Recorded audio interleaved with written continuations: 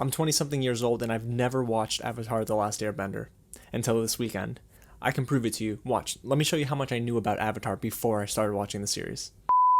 Is the lead character's name Avatar? I think that the girl that they're with is Korra, right? There's like a Legend of Korra or something like that. I don't even know if that's like a movie or something. Didn't M. Night Shyamalan direct that really bad live action movie? Huh. Oh wait, that's right. Avatar was on Nickelodeon. What was I doing at 12 years old?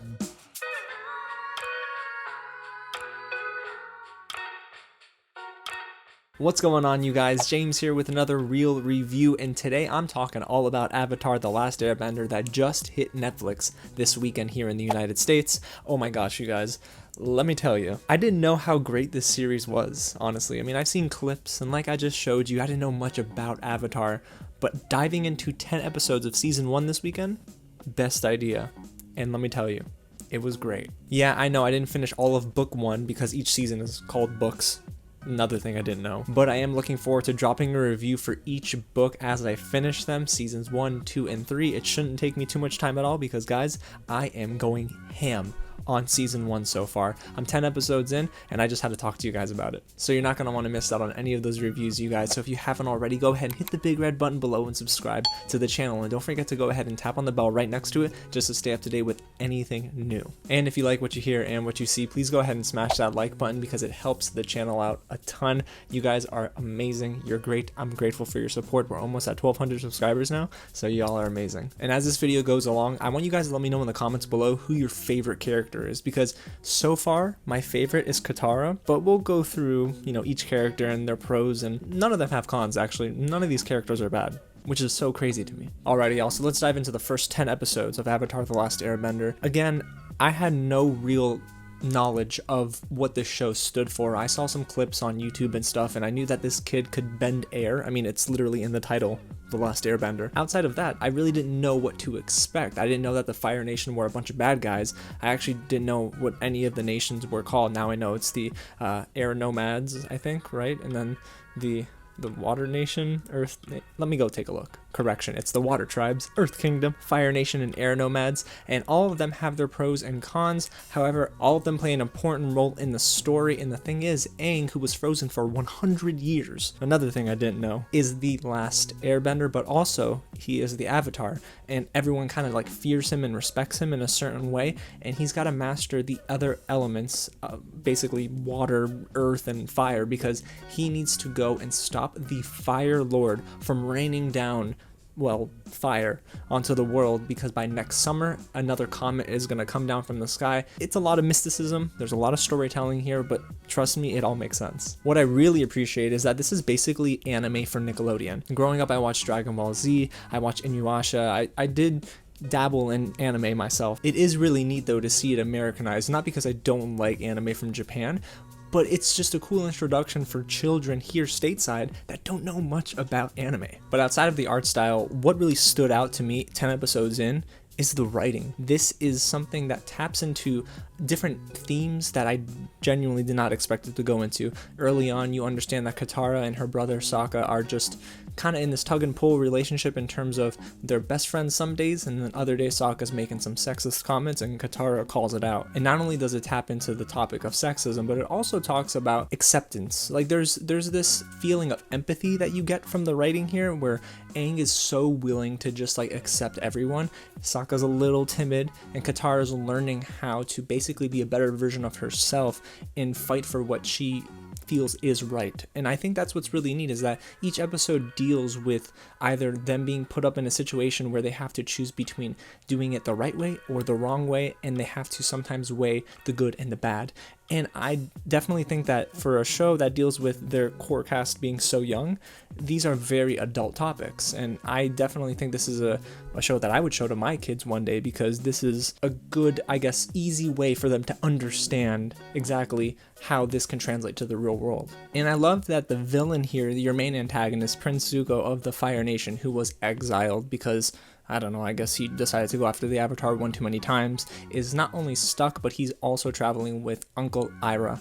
And I love Uncle Iroh so much. Listen, if I'm mispronouncing it, I'm sorry guys, let me know in the comments below, but man, I can't get enough of his humor and just what he stands for, because you can tell he's had to make some tough decisions as a commander. I think it was a commander general. I don't know what the title was exactly, but he had a great deal of influence in the Fire Nation because he once led military and army across the nations to, unfortunately, probably take over different villages. But he's training his nephew, Prince Zuko, and he's not just training him to beat the Avatar. What he's doing is trying to teach him humility throughout the process. And you can tell Prince Zuko's kind of battling internally with wanting to be accepted, and you can tell there's a sense of innocence there in his heart. And I love that they're writing the villain as someone who is bad, clearly, but not 100% bad enough to where they can't be turned around. So I'm predicting here, no spoilers please guys, but I think that Prince Zuko is going to be turned around and is actually going to help Aang, is going to help Katara and Sokka take down the Fire Lord whenever that time comes, because I'd imagine that would be the climax of the series. And I also really love the direction of each character. Aang is so relatable for me because he's naive. I'm naive, but I'm learning, and so is he.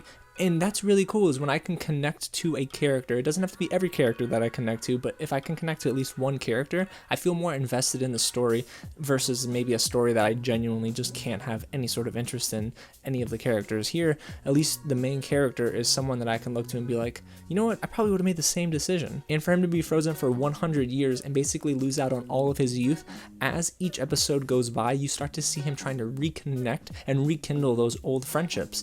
And everyone is either dead, unfortunately, or they've gone away and they're older versions of themselves, and they can't really help Aang in his current situation. So it's neat to see how he's kind of coming to terms with his past not being his present anymore, and he has to deal with a new reality. And speaking of direction, guys, I didn't know that Dave Filoni played such a huge part in Avatar: The Last Airbender. I know of Dave Filoni because of Star Wars: The Clone Wars, which I actually am watching on Disney+. It's great, and I'm doing it in chronological order. But I didn't know that he directed a ton of these episodes, and actually every single episode he's directed in book 1 so far is absolutely great. He's probably the most consistent director so far. However, my favorite episode is episode 3, directed by Lauren McMullen. The reason the Southern Air Temple really resonated with me so much is because Aang is genuinely coming to terms with the fact that he is not alone in this world, but he's still looking for a family because the family he had is long gone. And that's tough. And I mean, I'm imagining he's a teen, right? I mean, sure, he was frozen for 100 years, but he's not 100 years old, I think. How does that work? But this is also new for him, and this is exactly when I think this series hit its stride. I love episodes 1 and 2, don't get me wrong, but they were good introductions. They weren't necessarily where I think the series wanted to go, and this was the direction it definitely wanted to head in. And you can just tell there's an influence on each episode with the writing and the directing, and it doesn't lose its consistency. I mean, I'm telling you, book 1 is getting better and better and better. And look, I'm gonna use the word cute here, okay? There are some cute animals. Momo, I mean, I've never seen a lemur with ears that big, but it doesn't matter. I wish we had more lemurs like that in the world. Incredible, and I love how they draw Appa.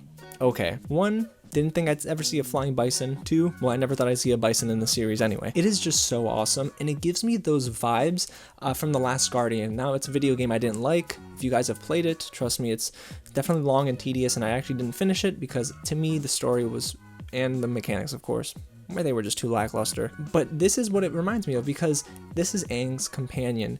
This is his connection basically to the past in a sense, but also might be his best friend. I mean, of course, Katara and Sokka are probably his best friends that are humans, but Appa gives him the sense of comfort, and I love that Aang has his connection with animals. It comes into play as book 1 goes along, so for those who haven't seen this yet, I won't tell you how, but there's one episode in the water with this crazy looking serpent thingy. That was awesome. And I gotta tell you guys, the action here is surprisingly awesome. I thought, okay, the animation is not necessarily great. It's a little rough, but this is 2005 we're talking about. I've been told that, you know, the animation gets better as we go to book 2 and into book 3. And I'm also wondering how long it must have taken them to actually animate these sequences. They are so complex. There's air bending, there's water bending, there's earth bending, fire bending. I couldn't believe my eyes sometimes. And one episode in particular just has 30 minutes of pure action. I believe it's the Battle of Omashu is what it's called. But Omashu is this older looking guy who surprises the heck out of you by being one of the strongest warriors in the land.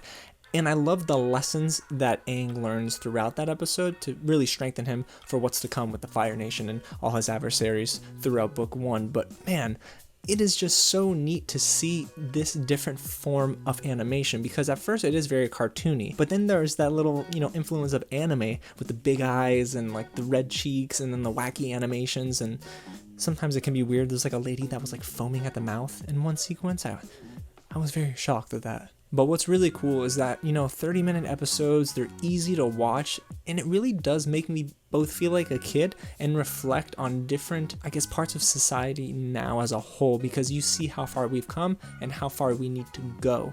And that's what's neat about Avatar: The Last Airbender, is that it's really timeless. I cannot wait to sit and binge the rest of book 1, you guys. And like I said, I am going to be dropping a review for each and every book, so you're not going to want to miss out. Please go ahead and smash the button below and subscribe to the channel, man, and tap on that bell so you don't miss out. Again, you guys, in the comments, go ahead and let me know who your favorite character is, because I'm going to tell y'all, it is Katara, even though Aang is probably the most relatable, just because I feel like Katara has a lot more to learn, and she's struggling with not only sticking up for her brother, but also being protective over Aang. I really hope the writers don't kill off Katara. I will be so sad.